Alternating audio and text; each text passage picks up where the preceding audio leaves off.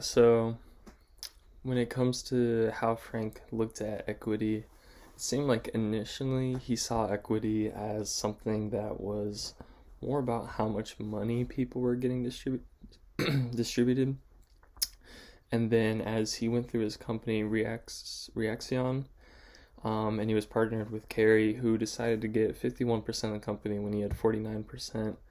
It seemed like he shifted to thinking that equity was more about the control and having a bigger say in like big decisions than because clearly Carrie, who had 51%, would have the go ahead and have the overall decision making power when it came to big decisions because he had 49 and Carrie had 51%.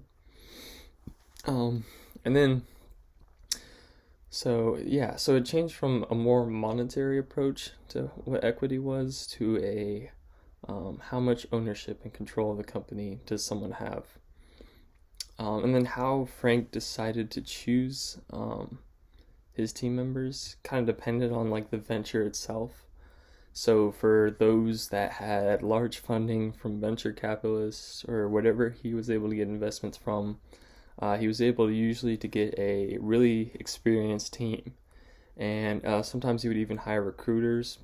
There was one that hired like 30 people in 3 months or so. So he was able to develop these expert teams pretty well. And they seemed like they had a good input for the business to help it grow in a positive way, as well as work together and overall promote the company. But as he ran into his last venture, where he didn't have as much resources, paying off the seed investment of the other one and returning the money to investors, which I thought was crazy, he didn't have as much resources. And as an entrepreneur, with limited resources, he put out ads on Craigslist. So he went from running 4 companies to putting ads on Craigslist to hire people who he didn't even really know initially if they were that good.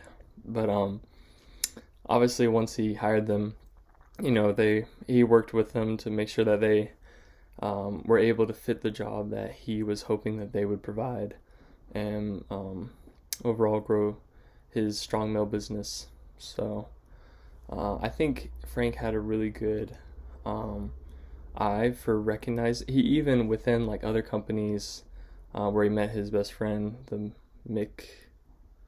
McQuillister, something like that. Even that, like recognizing that guy in a different company and bringing him aboard for Strong Mail. I think Frank just had a good eye of recognizing people who can help him and who he can help as well. So it seemed like he was pretty good at developing teams where there was good team chemistry. They worked well together regardless of the resources, and they knew what they were doing to some extent. So, yeah.